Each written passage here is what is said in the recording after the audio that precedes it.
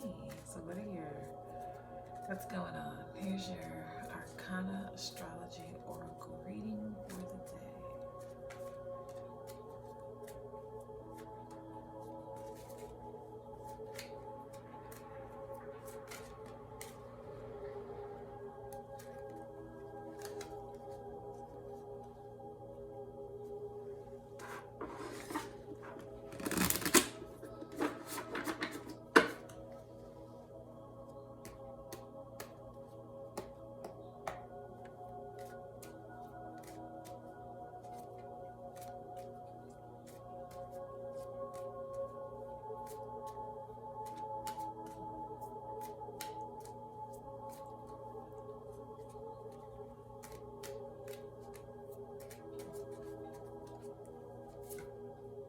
Waxing Gibbons Moon,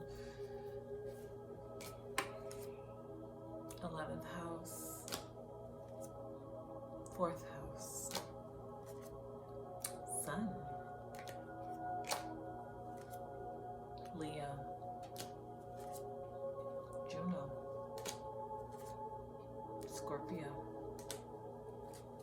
Alright, if you are any of those constellations, I could be talking to you, but it's more about the energies attached to those constellations.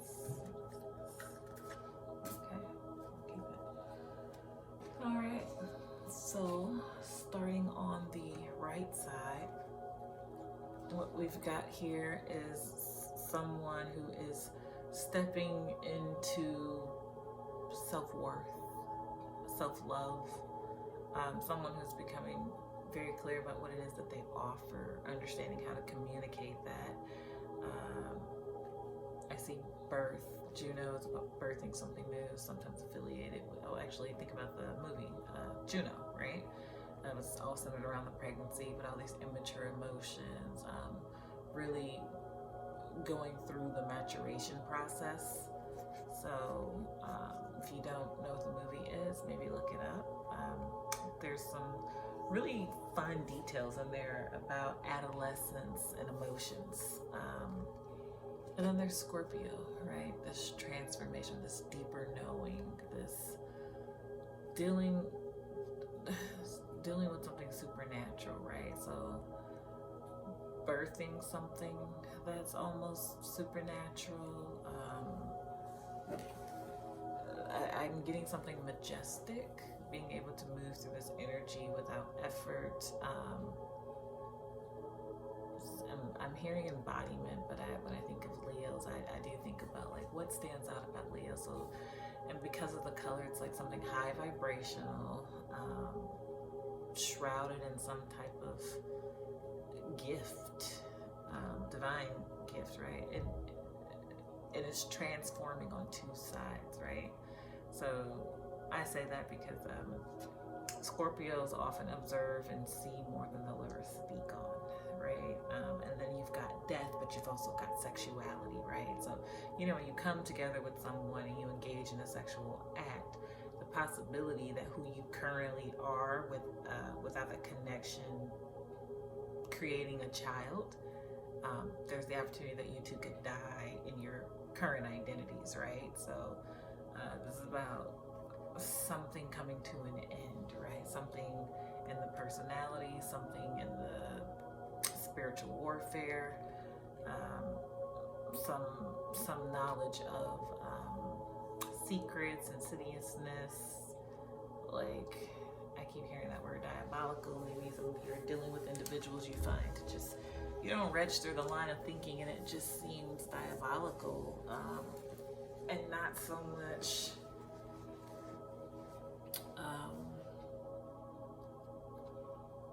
just trust your instincts and your intuition on this, okay?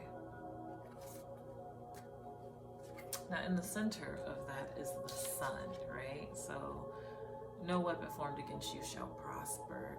You are divinely protected. So consider that, like, there is, maybe you're sensing that something dark is being thrown towards you as you're trying to move towards birthing something new, or even birthing a part of yourself. I just thought about that actually, right? Scorpio, death, transformation, sexuality, Juno birthing something, and then Leo, just the personality, right? And so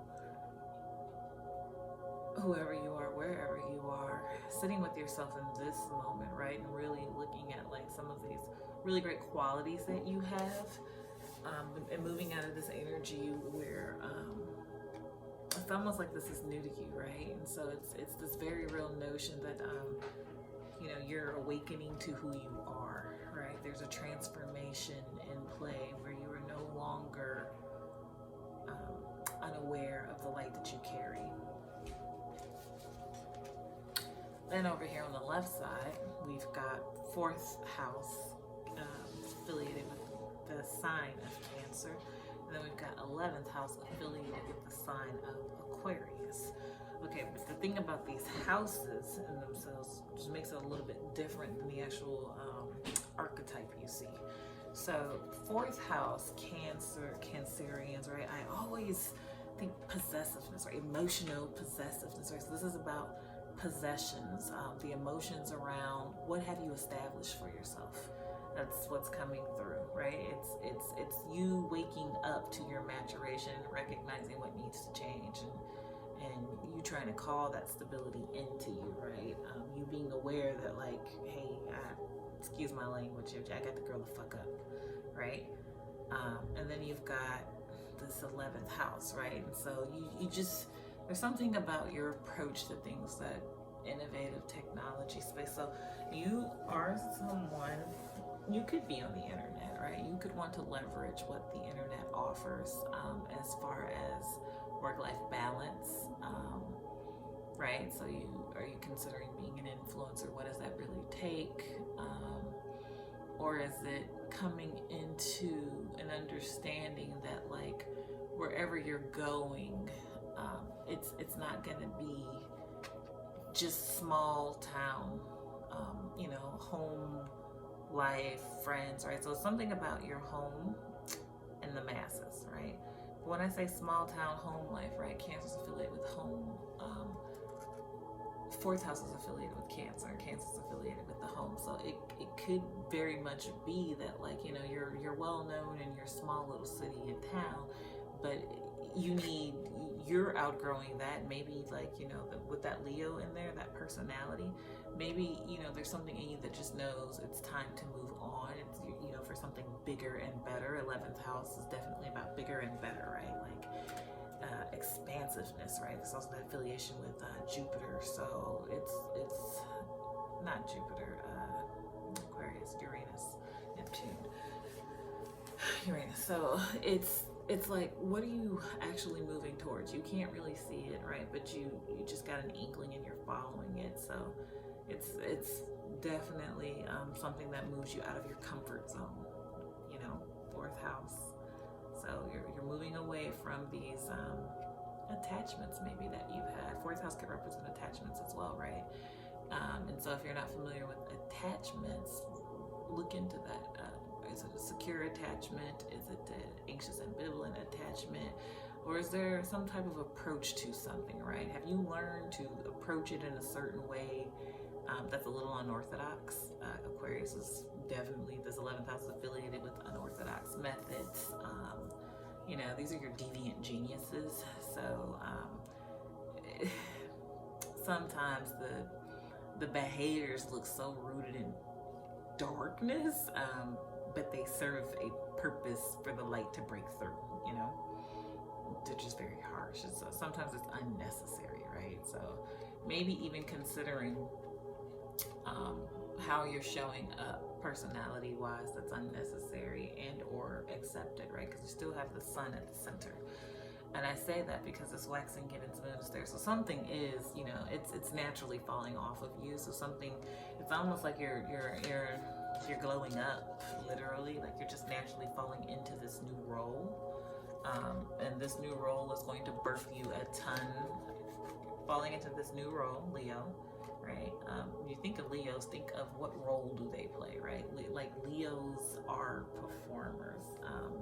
They can definitely draw you in with their heightened energy. You know, they have a unique vibration. But whatever this new role that you're going to naturally fall into, and or you're starting to recognize you naturally fall into this role, you're going to be able to birth new opportunities from there, right? And these, you can call them downloads, you can call them, you know, moments of insight, aha moments, intuitive nudges, you know, captured knowledge that you executed on, you know, whatever fits you. And that's going to transform a lot of the challenges. So really, I'm talking to someone who's undergoing some significant life transitions around career and thinking about what's next. This is someone who's finally considered themselves and their career opportunities and what's going to make the most sense for them. So whoever you are, wherever you are, I hope that that was helpful to you.